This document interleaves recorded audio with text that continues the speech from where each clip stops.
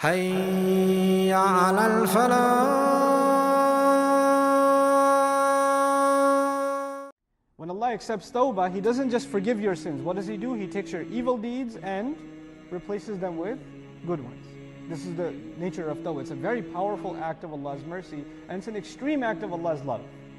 You find in the Quran, atubu, I accept tawbah. I. Tawbah is extreme mercy. I. Not we, but I. When it comes to extreme punishments in the Quran, for example, when the followers of Isa alayhi salam asked him to send a table spread from the sky. Right? They asked him for a table spread from the sky. Isa alayhi salam's first response, ittaqullah. Fear Allah, have taqwa of Allah. What are you asking for? And this is appropriate for Isa alayhi salam because he is the last of the messengers to Bani Israel, and they've been asking for miracles for generations. And after seeing the most amazing things, they still don't have iman. Their hearts are still hard. So now you're still asking for a table spread, you're still asking for a miracle to see. Allah Azza wa Jal did say He's sending it down, but He sent a warning with it. And what's the warning? If anybody disbelieves after this, فَإِنِّي أُعَذِّبُهُ عَذَابًا لَا أُعَذِّبُهُ أَحَدًا مِنَ الْعَالَمِينَ. Then it is I who will torture him with a torture for sure, that I have never tortured anyone with. Very strong language, and the strength of the language becomes even tougher because of what word? I, instead of we. So there's a difference between how they're used in the Quran. But one last point that is not commonly noted, and it's very important to note, it's beautiful about the Quran. People who get confused about the use of the word we in the Quran don't read Quran carefully enough. Whenever the word nahnu occurs for subhanahu wa ta'ala in the Quran, right after or right before, either there's the word Allah or there's the word Rabb. Both what version? Singular. So it's never confusing that is it really plural or is it one? Immediately the singular form is used. For example, even in this surah, Inna anzalnahu fi laylatul qadr, right? But then, as you go forward, you'll find the word Rabb. You'll find, and we'll discover it, inshallah ta'ala. Okay? How did Allah teach His Sahaba, the Sahaba of the Messenger? How did Allah teach His Messenger Himself? How many years did it take to learn the Quran? On occasion, 23 years. The occasion is coming, the ayat, the lessons are coming. And they're being internalized little by little by little. So we learn from that. Quran is a long-term study, even for ourselves. That's even part of the sunnah now. The Quran is not something you can just casually just read through it like you read a newspaper or you finish a textbook. I read the Quran. You can't do that with the Quran. It takes time to internalize. It's something deep. It requires deep study, right? So the word anzalna for the first heaven. And from there, down to the Messenger ﷺ over the next 23 years. Found in a hadith, this is found in many athar of the Sahaba. The gist of it is called Laylatul Qadr because the word Qadr means estimation, determination also. Determination. Allah Azza wa Jalla Himself, He is Wallahu ala kulli shay'in qadir. Same root. Allah has estimate and control over everything. But you know how there's a 30-year plan or a million-year plan, but then there's a year's budget, right? Or the actions that need to be taken for that year. In Lata'if al-Isharat, this is actually something really beautiful. Al-Fushayri rahimahullah wrote in the 4th century. I want to share the quote with you. في ليلة قدر فيها الرحمة لأوليائه. First of all, it is a beautiful night in which Allah decreed mercy for His close friends. May Allah make us from them.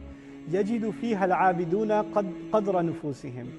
The worshippers of Allah realize the worth of their own selves in this night. Qadr again, the qadr of their own selves, meaning the appreciation of their own selves. What that means is the people who take advantage of this night, they realize what they are worth to Allah. Because if you're not worth anything to Allah, you'll sleep through it. You won't take any advantage of it. Okay, so the ones who really appreciate Allah find what they are worth to Allah in this night. قَدْرَ نُفُوسِهِمْ وَيَشْهَدُ فِيهَا الْعَارِفُونَ قَدْرَ مَعْبُودِهِمْ. And those who really seek to recognize Allah, they appreciate the one that they're worshipping in this night. They really find an appreciation of Allah like no other night in this night. Allah knows everything already, but He lets His angels know of what the plan is for this year. What is Allah decreed for the people for this year? He informs the angels of that in this night. So for that year, basically the execution of Allah's plan is dedicated or is delivered to the angels in Laylatul Qadr. That's the first thing for that next year. وَقِيلَ إِنَّهَا سُمِّيَتْ بِذَلِكَ لِعَظِيمِ قَدْرِهَا وَشَرْفِهَا. This is the other thing. Qadr not just means estimation, calculation, precision. It also means honor, nobility, dignity. So it's called the night of great dignity and nobility also, because of its great nobility. Then, كذا, and Az-Zahri calls it that too. وَقِيلَ سُمِّيَتْ بِذَلِكَ لِأَنَّ لِلطَّاعَاتِ فِيهَا قَدْرًا عَظِيمًا. This is beautiful. And it's called the night of appreciation. Qadr is also to appreciate. And it says, that the Mufassirun say, it's called this night because in this night when people obey Allah, Allah really appreciates it. That this is the night of Allah appreciating the worship of and the ibadah of His slave. And obviously, so appreciated it is that He counts this one night's worship as how many? 1,000 months, right? So 1,000, khayru min alf, better, more than 1,000 months. So it's not even, it is 1,000 months, it is better than 1,000 months. So he went even further than 1,000 months, subhanAllah. Then finally, وَقِيلَ الْخَلِيلُ سُمِّيَتْ لَيْلَةُ الْقَدْرِ لِأَنَّ الْأَرْض تَضِيقُ فِيهَا بِالْمَلَائِكَةِ. The word qadr in Arabic has one more meaning that's also used in the Quran, and that is constriction, congestion, to be stuck in something. So Allah Azza wa Jal, for example, in Surah Al-Talaq, He says, وَمَنْ قُدِرَ عَلَيْهِ رِزْقُهُ. Whoever his provision became tight on him, meaning their budget became tight, right? We also read in Juz Amma before, وَأَمَّا إِذَا مَبْتَلَاهُ فَقَدَرَ عَلَيْهِ رِزْقُهُ. Right? Whoever we test and we take his risk and we make it tight, their budget becomes constrained. They don't have as loose an opportunity to spend cash anymore. It becomes restrictive on them. So this tightness, liq, is also part of the meaning of qadr. And it's called that also, that meaning is injected in it also, because so many angels descend on the earth that space becomes tight, subhanAllah. All of these meanings of the nobility of the night, the decree of the night, also qadr means power also, so the power of the night, then the tightness because of the descent of all those angels, all of these meanings are embedded in one word. Now if you take any of these, any alternatives of qadr, if you say Laylat al-Sharf, the night of nobility, then all the other meanings are gone.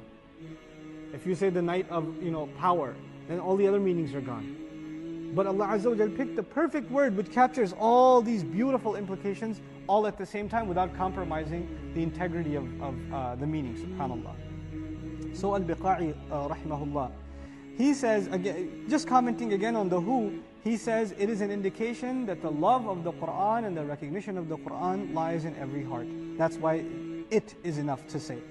وَمَا أَدْرَاكَ مَا لَيْلَةُ الْقَدْرِ. Another interesting comment about مَا أَدْرَاكَ, the amazing language. If we just get to finish مَا أَدْرَاكَ, I think I'll be happy for this evening, inshallah ta'ala. First of all, ma in Arabic is used for many purposes. One of them is at-ta'ajjub, to give you a sense of awe, okay, to make you, to surprise you even. One of the, I think, to give you a sense of how this should be translated, what in the world could possibly make you realize, what in the world could possibly give you a clue what Laylatul Qadr really is, what it really is. Now it's different from saying when it is. See, all of our discussion has become what about Laylatul Qadr? When is it? But what's the question Allah is highlighting? Not when is it, but what is it? What do you realize what amazing thing this is? What you have before you. This is mal al-ta'ajjub. This is one. With tafkhim also, to give it gravity. To you understand this is a very strong subject, very heavy thing. And so, to give us a clue of what makes this night so incredible, the rest of the surah actually answers this question. Doesn't it? Laylatul Qadri khayrun min alfi shahr tanazzalul malaika. So the entire definition of what Laylatul Qadr actually is has been given. One of the mercies that Alusi rahimahullah mentioned for us not knowing for sure which night it is. There are many benefits to that actually. One of them you may have heard, one is laziness, of course. Take all 29 days of Ramadan off, show up for Laylatul Qadr. That would have happened. That's one possibility, right? That fitna would have been created. But another benefit, actually we learned from a hadith of the Prophet ﷺ. I'll paraphrase for you. He's going with Ali radiallahu anhu. And there's a Bedouin sleeping in the masjid. And it's time for salah. So he tells Ali radiallahu anhu, go wake him up.